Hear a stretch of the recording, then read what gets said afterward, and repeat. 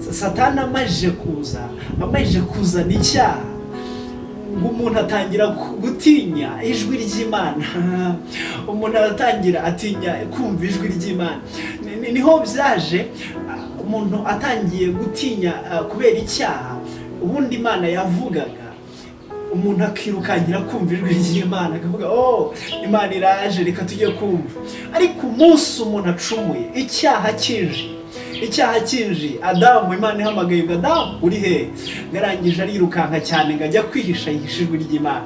Umva iki ngiki, ahantu hari icyaha Imana iratinda cyane, n'umuntu agira ubwoba kumva Imana biratinda. Umuntu aba akinze gate yamuhuzaga n'Imana, kuko ashyizeho bloke y'icyaha. Perekera Imana yishimiraga kuvugana n'umwana w'umuntu, ariko icyaha kije kubera gutega amatwi Satani. Haleluya!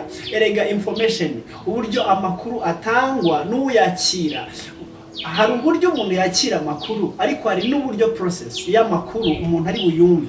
Rero umuntu yagize umwanya wo guha Satani umwanya, arangije yumviriza amajwi y'umwanzi haduye, umwanzi Satani, arangije garamwumva cyane, amuha umwanya kugira ngo yumve icyo amubwira. Yes, turasuhuje mwese mudukurikira impande zitandukanye, abakunzi ba Agape Live Rwanda. Uyu munsi twongeye kubasuhuza, tubashimiye cyane kubw'ibitekerezo, umwanya wanyu, kudutera imbaraga muri impande zitandukanye, abakuru n'abatoya, mwese muri inshuti zacu, kandi ibitekerezo byanyu ni umumaro ukomeye cyane kuri twebwe. Twongeye kubaha ikaze rero aho muri impande zitandukanye, turi hano kugira ngo tuganire ijambo ry'Imana, turusheho kwagura ubwami bw'Imana, dusangira ibyo Umwami Imana ashyize ku mitima yacu, kugira ngo duhuze tuganire. Rero tubaha ikaze mu mwanya w'ijambo ry'Imana. Uyu munsi tugiye kuganira ku ijambo ry'Imana, twumve icyo ritubwira, twumve icyo ridushakaho. Uyu munsi turimo kwibaza, wowe Imana uyumva ute? Imana iravuga, Imana ikuvugisha ute? Wumva ijwi ry'Imana, Imana iguhamagaye, Imana ikubwiye, ubundi se iravuga? Twibaze icyo kibazo, hanyuma dukuremo icyifuzo mu ijambo ry'Imana, dusenge. Imana ishimwe cyane. Reka dusome ijambo ry'Imana, riratuyobora, turagenda turebamo verses na chapters zimwe dusanga mu ijambo ry'Imana, ryadufasha mu kuduguidinga, mu kutuyobora, hanyuma biraza kudufasha kumva icyo Imana idushaka. Yesu ashimwe. Imana ibaha umugisha. Rero reka dusome ijambo ry'Imana, turi buze gusanga muri Yohana ibice byaho 10, umurongo waho wa 27, ibice 10 umurongo wa 27, haranditswe ngo, handitswe ijambo ry'Imana ngo intama zanjye zumva ijwi ryanjye, nanjye ndazizi kandi zirankurikira. Amen. Yesu ashimwe cyane. Harimo Yesu arimo kubwira abantu, arababwira ngo erega buriya nanjye ngira intama zanjye, iyo mvuze ziranyumva, zumva amajwi yanjye, ziranyumva, ngo kandi iyo mvuze ngo zirankurikira. Intama ze ziravuga, kandi nawe agira ijwi. Iyo avuze izo ntama ziramwumva, kandi nazo zavuga akazumva. Hanyuma iyo avuze ngo ziramukurikira, Imana iravuga, ivugisha abantu bayo. Rero ifite ijambo, ifite ikibwira abantu bayo. Ubundi uhereye kera Imana yahoze yishimira cyane kuganira n'umuntu. Murabyibuka cyane, muri Edeni, Eva na Adamu. Imana yishimiraga cyane kuza kuvugana nabo, ikabasura, ikavugana nabo. Uhereye kera Imana yishimiraga kuvugana n'umwana w'umuntu. Ariko aho haje igicumuro, Satani amajije kuzana icyaha, ngo umuntu atangira gutinya ijwi ry'Imana, umuntu aratangira atinya kumva ijwi ry'Imana. Niho byaje, umuntu atangiye gutinya kubera icyaha, ubundi Imana yavugaga, umuntu akirukankira kumva ijwi ry'Imana akavuga oh Imana iraje reka tujye kumva. Ariko umunsi umuntu acumuye, icyaha kinji Adamu, Imana ihamagaye ngo Adamu uri he? Garangije arirukanka cyane ngo ajya kwihisha ijwi ry'Imana. Umva iki ngiki, ahantu hari icyaha Imana iratinda cyane, n'umuntu agira ubwoba kumva Imana biratinda. Umuntu aba akinze gate yamuhuzaga n'Imana kuko ashyizeho bloke y'icyaha. Imana ishimwe cyane. Wumva Imana ute? Wumva Imana uri mu byaha, ujya wumva ijwi ry'Imana, ujya wumva ijwi ry'Imana, umutima wawe ukiranutse uyumva ute? Imana uyumva ute? Uyumva uri mu bihe bihe? Uyumva uri mu bihe bihe?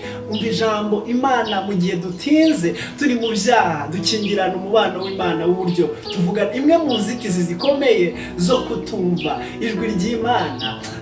Ngo intama ze umwami navuga ijwi ntizimwumve, ni bloke y'icyaha. Yesu ashimwe. Kera Imana yishimiraga kuvugana n'umwana w'umuntu, ariko icyaha kije kubera gutega amatwi Satani. Haleluya. Erega information, uburyo amakuru atangwa n'uyakira, hari uburyo umuntu yakira amakuru, ariko hari n'uburyo process y'amakuru umuntu ari buyumve. Rero umuntu yagize umwanya wo guha Satani umwanya, arangije yumviriza amajwi y'umwanzi haduye, umwanzi Satani. Arangije ngaramwumva cyane, amuha umwanya kugira ngo yumve icyo amubwira. Ntitugatestinge ku byo umwanzi atubwira, ngo ariko wagerageje, you can try your best. Wagerageza, you can try. Wigerageza, ntidukwiriye kugerageza amahitamo n'umwanzi aduhereza. Dukwiriye buri gihe kumva icyo Umwana adushaka, kuko umunsi tuzatinda cyane ahantu umwanzi arimo tubwira amagambo, tuzatinda cyane. Ntabwo tuzatangira kwisha ijwi ry'Imana iduhamagara, kandi niyo kwizera. Haleluya. Ntugatinde cyane icyifuzo, ntugatinde cyane, ntugatinde ijwi ry'Imana dushaka.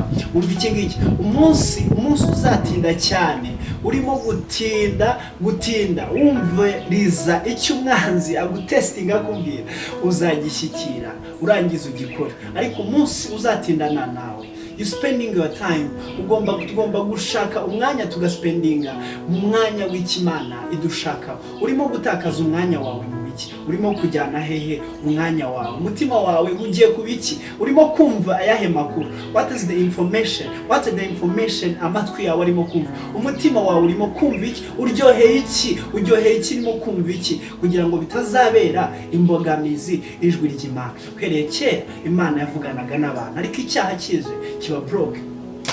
Erega kera intama z'Imana, Yesu yaravuze ngo mu byahishuwe handitse ijambo rikomeye. Mu byahishuwe ibice 3:20, Yesu yaravuze ngo dore mpagaze ku rugi ndakomanga, umuntu niyumva ijwi ryanjye umuntu niyumva ijwi ryanjye nzinjira ku rugi, akanyingurira urugi, nzinjira iwe dusangire. Yesu aravuga ngo umuntu niyumva ijwi ryanjye agakingura urugi, ngo nzinjira iwe dusangire. The Bible says, ijambo ry'Imana riratubwira ngo Yesu ni option, ni amahitamo tumuhereza, ni ugukingura urugi. Twamara kumukingurira akinjira. Aho ngaho Yesu wamukinguriye urugi, umutima wawe warawukinguye kugira ngo aze musangire, mugirane amakuru, muvugane. Niyumva ijwi rya, navuga umwumve, nawe navuga akumve. Haleluya. Kingura umuryango w'umutima, Yesu yinjire. Kingura ibitekerezo bizima, Yesu yinjire. Vanaho amarembo y'icyaha, Yesu yinjire muganire. Yesu mwumvute, umwumvute uri muri muntu.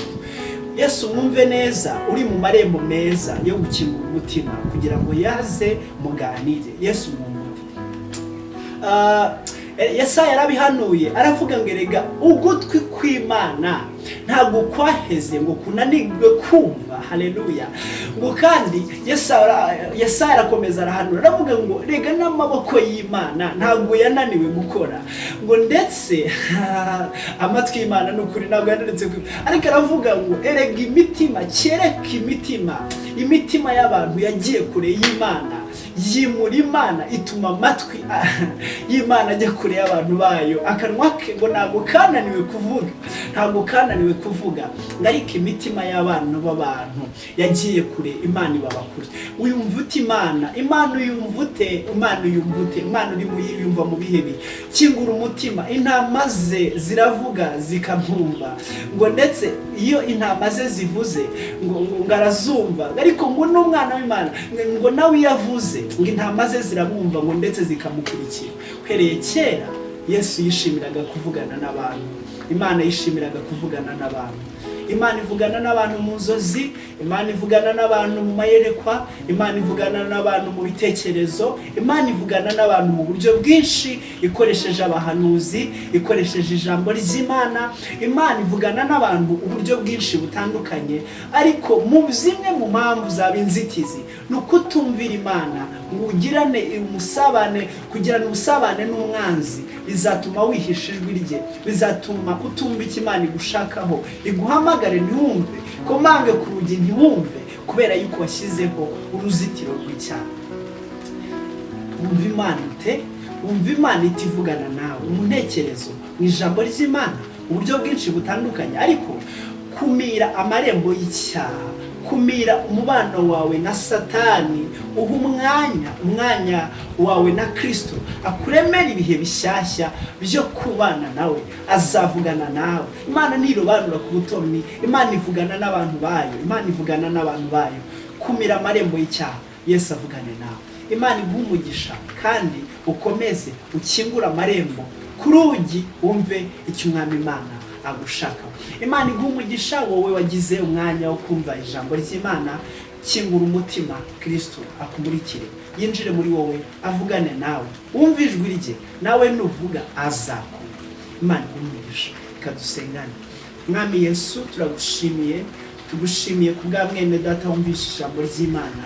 Reka Mwami dusangire, rimufashe nanjye rifashe, tugirirane umumaro, yumve nanjye numvire ijambo ryawe. Kristo, turushaho kukumva ukwereye kera. Mana, wahozeho ushaka kugira mu busabane n'umuntu, ariko icyaha kije umuntu atangira kukwihisha mu maso yawe. Mwami, tugize icyifuzo cyo kugirana ubusabane bwawe nawe. Mwami, uduhe imbaraga tugirane ubusabane bwawe, kugira ngo twumve icyo udushakaho. Intama zawe kuko iyo zivuze urazumva, kandi umuntu nakingura urugi, Mwami uzinjira musange. Urakoze Mwami w'abami, icyubahiro n'ikibi mu izina rya Yesu, amen. Imana iguha umugisha. Ugize icyifuzo watwandikira, wajya mu itorero ahantu hafi yakwegereye, Kristo abane nawe. Hanyuma tukugira inama, abandi bakuru b'itorero, wareba abantu batandukanye, hanyuma bakagufasha mu muyoboro mwiza. Natwe turahari, bana natwe, kora subscribe, ukomeze tubane muri ibi biganiro bitandukanye by'ijambo ry'Imana.